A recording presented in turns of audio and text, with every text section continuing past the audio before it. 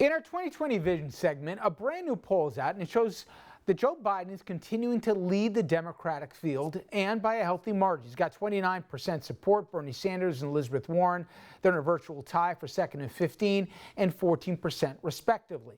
Kamala Harris, she's plunged into single digits after what many considered was a lackluster debate performance. We also showed you this poll just yesterday, but it's worth again noting new numbers from Fox News. They have the president trailing all four of the Democratic contenders here, and as you can see from this graphic, most of them not even close.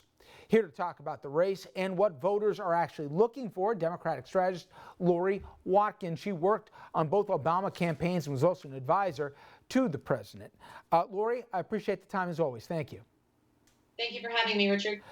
I know it's really early. I keep doing that as a caveat. I get it, but these risers and fallers that we see with the same constant, at least, being Biden, have you begun to get your arms around what the electorate wants?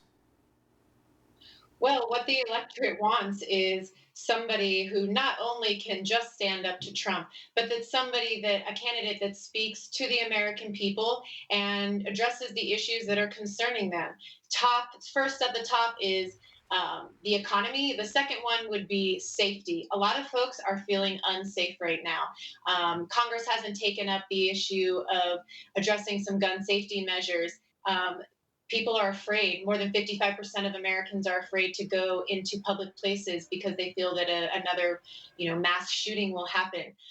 So the economy, healthcare, and feeling safe at home, on the homeland, those are some of the main concerns that folks are talking about here. And we are getting down into some of the more specific policy details now, which I hope we can talk about. But as these candidates, the field gets winnowed out, some of these candidates are really drilling down into the more specifics of their policies, and the electorate is starting to see which candidate more falls in line with their values and what's on the top of their mind when they go to sleep every night. I want to get into some of the policy issues, but the one I think that's overarching, at least my take, is electability. I'm going to give you a hypothetical. If the Democratic primary voters were given a choice to say, listen, behind door number one, this person will beat Trump no matter what, but he may not agree with you on all of the platforms you want. There will be no purity test, but he will beat Trump and be a Democrat. Versus the field here, who may agree with some of your platforms on the whole host of issues that we're going to talk about. Do you think the overwhelming majority would go behind door number one because they just want to make sure they don't get 4 more years of Trump? That's a good question. So I do believe that a lot of it has to do with electability. I believe that the Democrats need to really focus on the base. Trump is focusing on his base. I think that that's going to be too small, and he's not going to reach the numbers that he needs in the end to win. And a Democrat will win in 2020. But electability. Joe Biden, he just dropped over 6 figures running an ad in Iowa today. And one of the messages is, regaining the soul back of America. And he lays out 2 things in that ad specifically. One is he brings up polling data that's been out there showing that he is the most electable candidate, the toughest, strongest right now in the polls to take on Trump. And second, he brings up back some of the policies of the Obama administration. And he talks about keeping your Obamacare, right? The Affordable Care Act and what that means to people. And I think that ties directly into where some of these candidates are now and how they've backpedaled on a Medicare for all type model.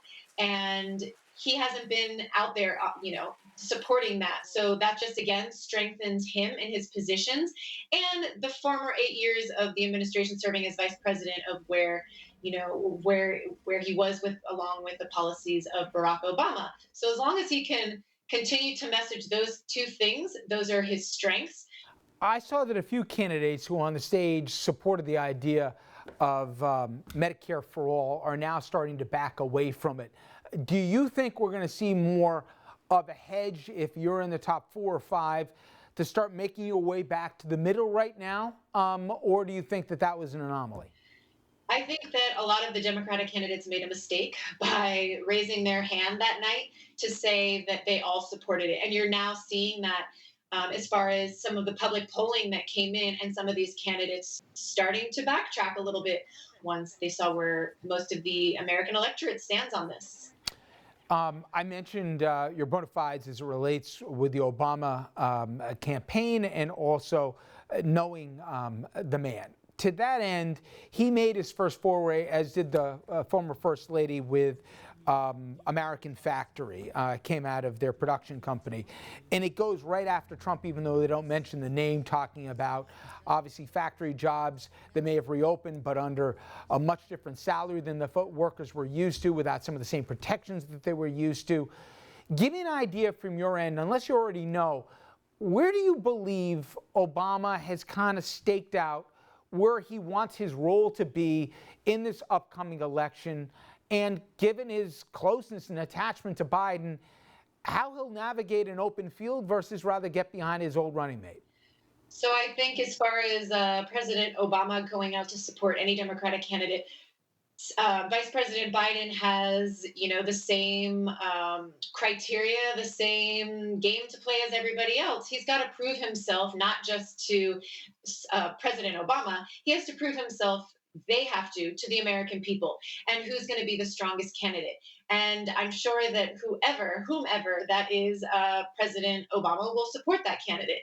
But like I said, I think it's interesting because I do think, just like all of us are watching Vice President Biden, President Obama's watching as well. And President Obama is a very disciplined, very meticulous person when it comes to policies and how to react and not be reactionary to things, and have a strategic plan in place before either rolling something out or even addressing something and coming out with a comment.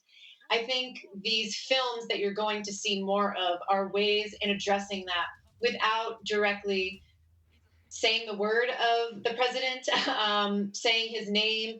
It's a pretty clear cut case when you watch this film of the effects that this administration's policies have had on manufacturing and globalization in the United States. So watch out for more of these. I think that's how First Lady Obama and President Obama are going to play this. Is they're going to they are watching, they see what's going on. They might not be as active and vocal as people want sometimes, but they're paying attention, and they're going to participate as they see that they can best add value to the conversation and what's going on, without hurting what's going on with the Democratic candidates that are trying to take out the president and flip it.